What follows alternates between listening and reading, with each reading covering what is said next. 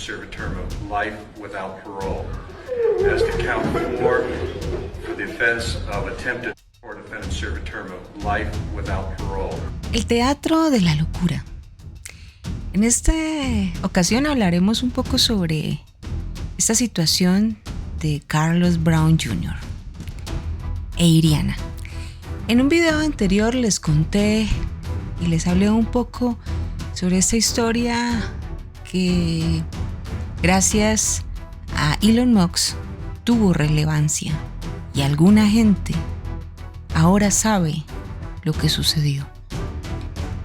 Donde hice la comparación de lo que sucedió con George Floyd, una persona que fue criminal, por quien hubo huelgas, incendios, y por Irina casi un olvido.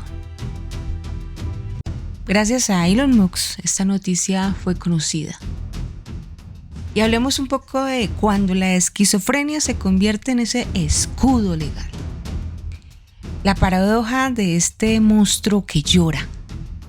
El 22 de agosto, como ya saben, en el 2025, las cámaras de seguridad del tren donde iba Iriana, en Carolina del Norte, captaron una de las escenas más perturbadoras de la historia criminal reciente, de Carlos Brown Jr., de 34 años, que estaba asesinando de una manera terrible, a sangre fría, sin una razón, sin una justificación, sin ni siquiera sentir nada. A Iriana Saruska, una refugiada ucraniana de 23 años. En las imágenes se ve a Brown levantándose calmadamente. De hecho, cuando ella subió, él simplemente parecía como si lo estuviese meditando. Y cuando sacó su navaja de su bolsillo, lo pensaba y fueron 3 segundos donde la atacó. Vemos también quitándose su sudadera sin mostrar remordimiento alguno, como si hubiese hecho ya su trabajo. Y caminar entre los pasajeros aterrorizados como si nada hubiese pasado. Pero cuando Trump mencionó la pena de muerte como posible castigo, este mismo hombre que había mostrado frialdad psicopática durante el asesinato rompió en llanto ante el juez. ¿Cómo es posible que alguien capaz de tal brutalidad se quiebre al escuchar sobre las consecuencias de sus actos? ¿Cómo es que debe de responsabilizarse? Esa es la consecuencia. Y debería ser la consecuencia en muchos lugares. Lastimosamente, si nosotros vemos esto desde el punto de vista de frutas, cuando usted tiene una fruta, una manzana podrida, alrededor de unas frutas que están buenas, por lo regular usted la desecha a la basura. Hay personas que no hacen bien para la sociedad. La respuesta nos lleva a los rincones más oscuros de la psicología criminal y de la manipulación del sistema judicial. Aquí vemos el perfil del depredador más allá de ese diagnóstico, más allá también del crimen. El historial criminal, 14 arrestos, donde él también se estaba entrenando. De Carlos Brown Jr. acumula 14 arrestos en más de una década con diagnóstico de esquizofrenia. Pero su patrón criminal revela algo más siniestro que una simple enfermedad mental. Además, vemos la actuación en las cámaras, en los videos, que lo calcula prácticamente en menos de un minuto mientras saca la navaja de su bolsillo. Fue demasiado rápido. Sabía dónde atacar y qué hacer. En el 2007 al 2009 tenía 3 delitos menores. El periodo de aprendizaje fue y después en el 2011-2024 tuvo una escalada de crímenes violentos, incluyendo robo a mano armada en el 2025. El asesinato de Iriana es la culminación inevitable de su profesión. Y aquí vemos ese diagnóstico conveniente. Su madre dice que fue diagnosticado con esquizofrenia después de su liberación de prisión por robo a mano armada. Pero surge aquí una primera bandera roja psicológica. ¿Por qué el diagnóstico llega después del crimen más grave? En psicología criminal esto sugiere 3 posibilidades. En primer lugar, manipulación consciente. Es una forma de fingir síntomas para evitar consecuencias y asumir su responsabilidad en sus actos. En segundo lugar, un antisocial con comorbilidad. Ese es un trastorno de personalidad antisocial disfrazado de esquizofrenia. En tercer lugar, vemos la esquizofrenia real pero instrumentalizada. Usar la enfermedad como excusa de esos impulsos criminales. El comportamiento puede llegar a verse contradictorio y esto es una clave psicológica. Durante el asesinato vemos cálculo, frialdad, control emocional total antes de actuar, como si ya estuviera diciendo en su mente cómo lo voy a hacer. Durante la audiencia vemos lágrimas, quebrazón, aparente vulnerabilidad, se tira al piso como si fuera la pobre víctima de todo lo que pasó. Los medios dicen que él alegó que alguien más le decía qué tenía que hacer.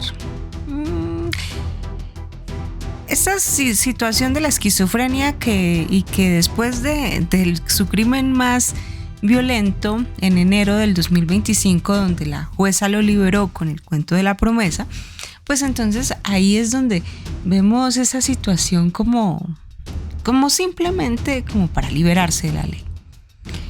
Esta dualidad no es típica de la esquizofrenia pura, es más consciente. Entonces vemos que durante el asesinato vemos ese cálculo, frialdad, control emocional total. Durante la audiencia vemos las lágrimas, quebrazón, aparente vulnerabilidad y se tira al suelo y él es la víctima. Esta dualidad no es típica de la esquizofrenia pura.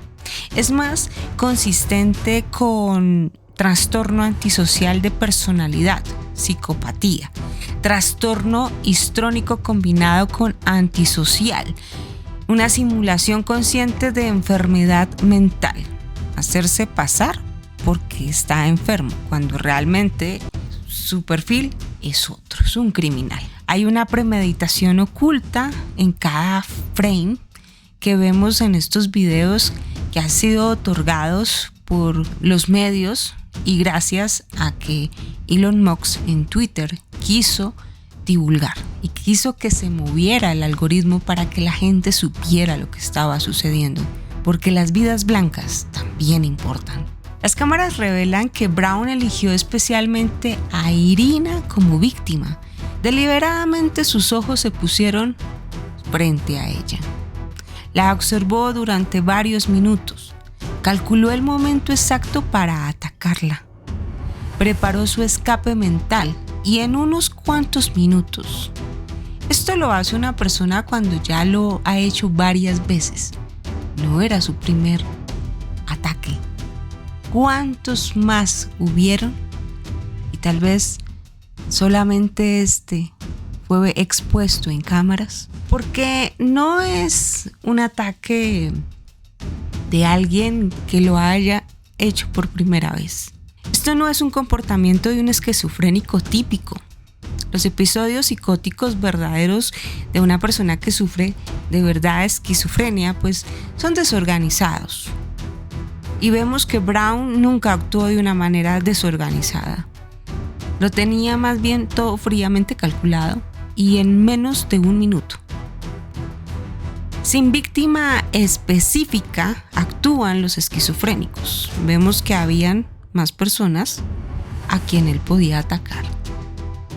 Curiosamente, ella era la única blanca. También vemos que cuando un esquizofrénico quiere atacar es impulsivo y también caótico. Y aquí vemos un crimen bastante planeado, organizado y rápido y ejecutado. Sabía dónde atacar, cómo atacar. Lo hizo bastante rápido. Se quitó el saco que tenía encima. Los esquizofrénicos atacan sin planificación previa. Todo lo contrario que hizo Brown. El ritual post-crimen. Después del asesinato, Brown se quita la sudadera metódicamente como limpiándose.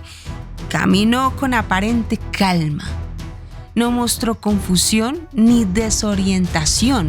Mantuvo control sobre todas sus acciones. De esta manera, todos también estaban bajo su control.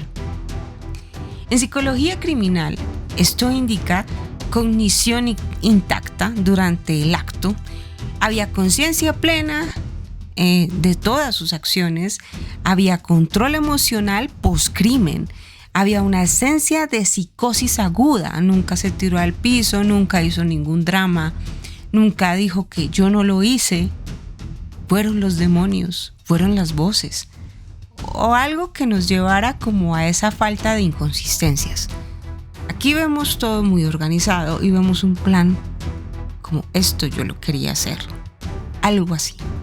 Vemos ese teatro ilegal, cuando las lágrimas se convierten en arma. La estrategia de defensa pues es bastante predecible.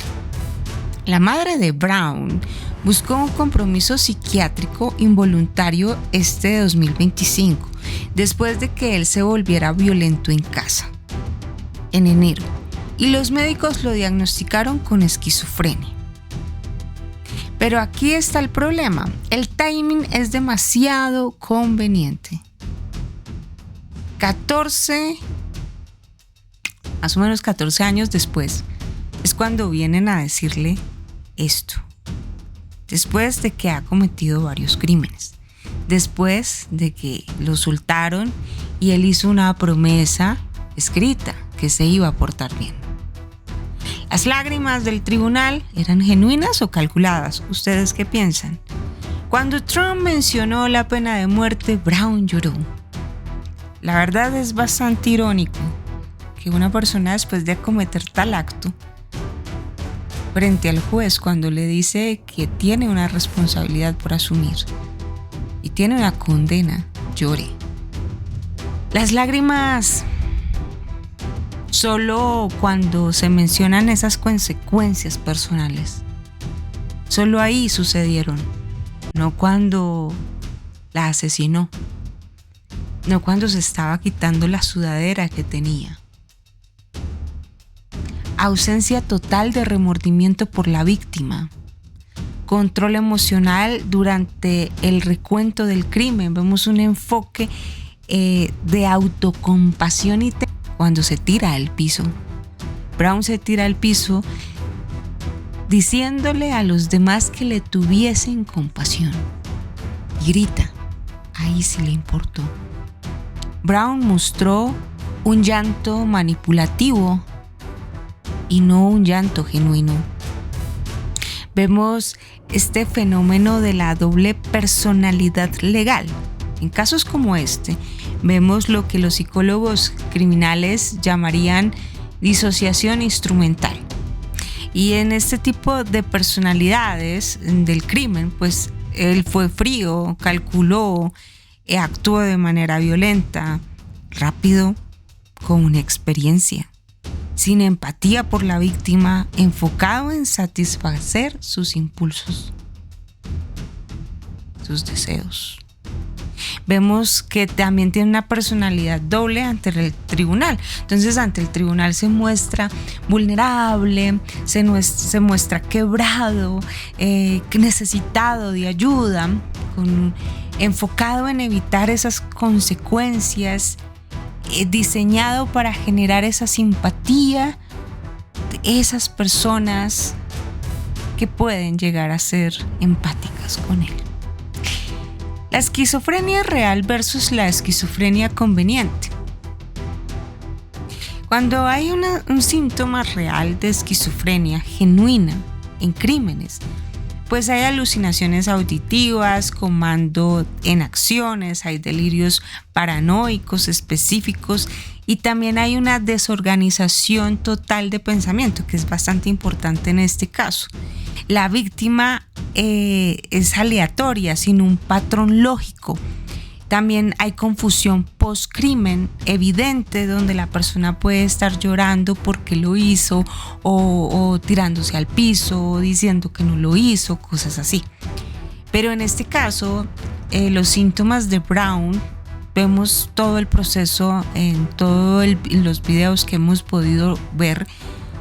La elección fue bastante calculada de la víctima. Curiosamente era la única blanca que había en ese vagón del tren. Hay una planificación previa antes del ataque y dura bastante poco realmente. No lo pensó tampoco mucho. Simplemente se quedó observándola, la miraba, sonreía. Hay un control post-crimen. Después de que él desvive a Iriana, actúa con mucho control y con control en su entorno. Tenía una conciencia también clara de que tenía sangre en su sudadera. Tenía conciencia de esas consecuencias legales.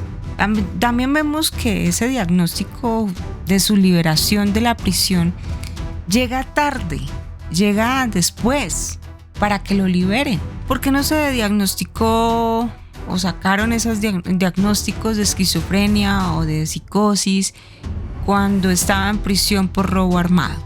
¿Por qué no hubo esas evaluaciones previas antes? ¿Por qué lo liberaron con una promesa escrita en enero del 2025? Las posibilidades es que, en primer lugar, hay un aprendizaje del sistema. Brown aprendió que la enfermedad mental reduce sentencias. Segundo, el entrenamiento carcelario, pues otros presos también le enseñaron a fingir síntomas para escaparse de esas consecuencias. Y en tercer lugar, hay una evolución criminal.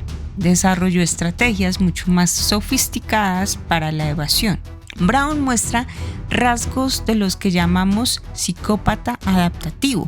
Inteligencia criminal, aprende el sistema legal, se adapta a las estrategias según los resultados, usa diagnósticos como herramientas, tiene control emocional selectivo, frialdad durante los crímenes, emociones apropiadas en el tribunal, como tirarse al piso, llorar, gritar, intentar manipular a los que están a su alrededor, manipular las percepciones de los demás.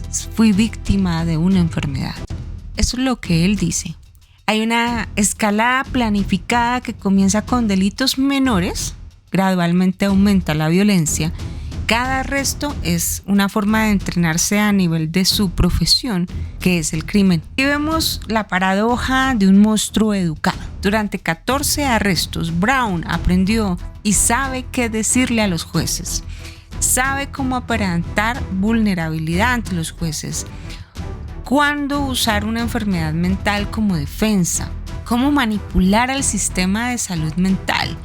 Su llanto ante la mención de la muerte revela y comprende perfectamente las consecuencias.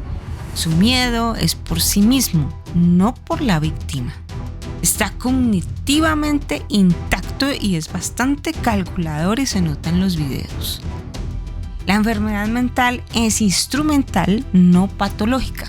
Eso es lo que vemos. Hablemos un poco del sistema de crear monstruos. La magistrada Teresa Stokes, cómplice involuntaria. Ella lo liberó en enero del 2025 con una promesa de presentarse en la corte, pero ella evaluó realmente la peligrosidad de Brown, consideró el patrón de evidencia escalante, que había un patrón desde el 2007. Fue engañada por su actuación de enfermo mental o también por su raza influyó. El fracaso del sistema de la salud mental es bastante evidente. Los expertos dicen que los compromisos involuntarios son difíciles de obtener, Pero el problema es mucho más profundo. El sistema actual recompensa fingir enfermedad mental, castiga admitir responsabilidad criminal y crea incentivos perversos para las personas que son manipuladoras. Brown aprendió a jugar con este sistema. 14 arrestos, 14 oportunidades de práctica. Cada liberación validó su estrategia. Siempre le funcionó. La esquizofrenia se volvió su carta de salida libre y su madre le ayudó. Cuando Trump dijo lo siguiente: I've made clear Attorney General Pam Bondi is working really hard, that we must get answers about the causes of these repeated attacks, and we're working very, very hard on that. The Trump administration will have no tolerance for terrorism or political violence, and that includes hate crimes against Christians, Jews, or anybody else. We're not going to allow it. And there was also a horrible killing recently in Charlotte, where I talked about, and so many others, and we're going to get to the end of it. And, you know, when you have horrible killings, you have to take horrible actions. And the actions that we take are nothing. This cashless bail started a wave in our country where a killer kills somebody and is out on the street by the afternoon. In many cases, going out and killing again. Cashless bail. Esto no solamente lo amenazó a pena de muerte, sino lo desmanteló psicológicamente de esa estrategia que Brown tenía. Entonces esto es un efecto psicológico, eliminó la fantasía de impunidad, confrontó la realidad de consecuencias reales, destruyó también pues esa ilusión de que su actuación funcionaría por siempre. Las lágrimas de Brown fueron pánico ante la pérdida de control, reconocimiento de que su estrategia falló, miedo genuino a enfrentar la justicia real. También podríamos estar analizando un poco de la diferencia entre el miedo y el remordimiento, ¿no? Brown no lloró por Iriana, lloró por sí mismo. Nunca habló ni mencionó a la víctima por su nombre. Nunca expresó dolor por el daño causado. Nunca intentó reparación o disculpa. Nunca hubo una lágrima durante la descripción del crimen. Aquí vemos solamente autocompasión de Brown, lágrimas solo ante esas consecuencias personales, un enfoque en solo su propia situación, en un silencio sobre sí mismo como una víctima y un llanto tratando de manipular pues al juez, la audiencia, a las personas que estaban ahí a su alrededor, pero él solamente estaba queriendo volver a salir a cazar como un depredador. Podemos ver que él puede llegar a utilizar durante este tiempo estrategias de defensa que se pueden llegar a estar esperando, movimientos bastante probables como la evaluación de competencia mental, que esto ya está ordenado por el juez, testimonio de expertos, psiquiatras testificando sobre la esquizofrenia, historia familiar, su madre como testigo para su enfermedad, entre comillas, porque nosotros todavía no sabemos si es real o no. Solamente podemos constatar lo que hemos visto a través de las imágenes que han circulado de manera pública, que todos hemos visto.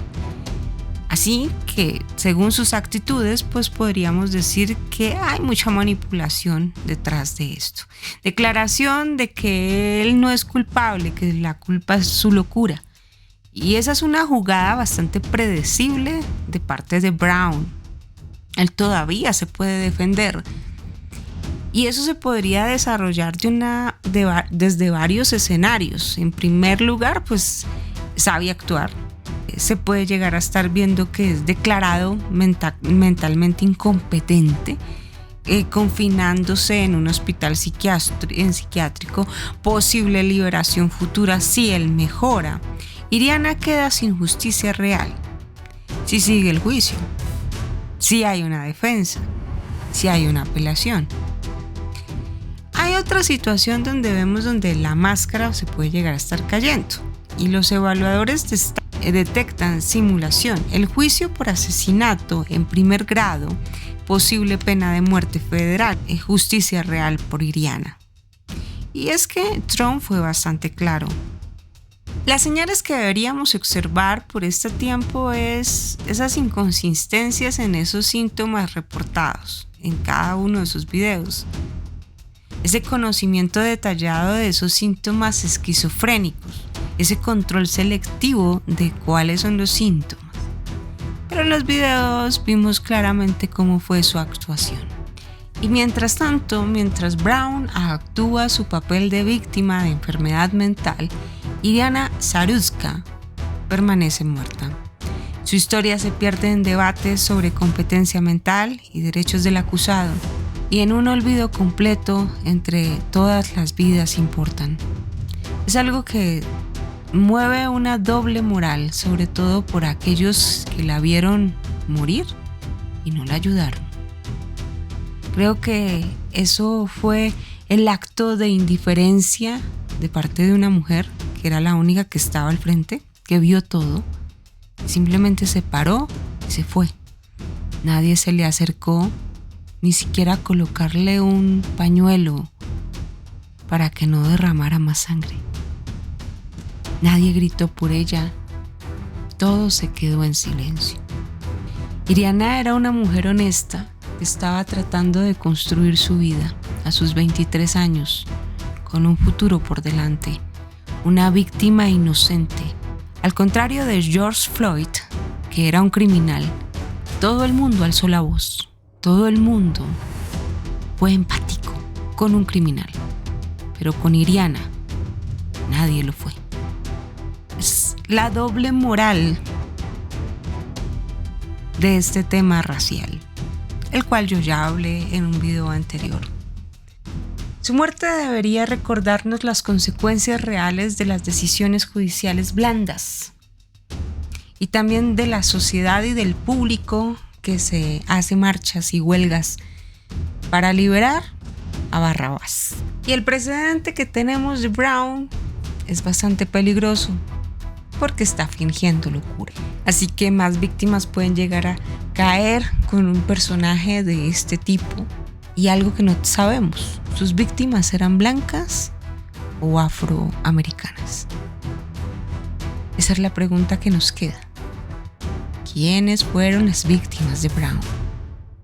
Porque cuando hablamos de un criminal como George Floyd, que todo el mundo comenzó a hacer huelgas y a quemar y a destruir la ciudad,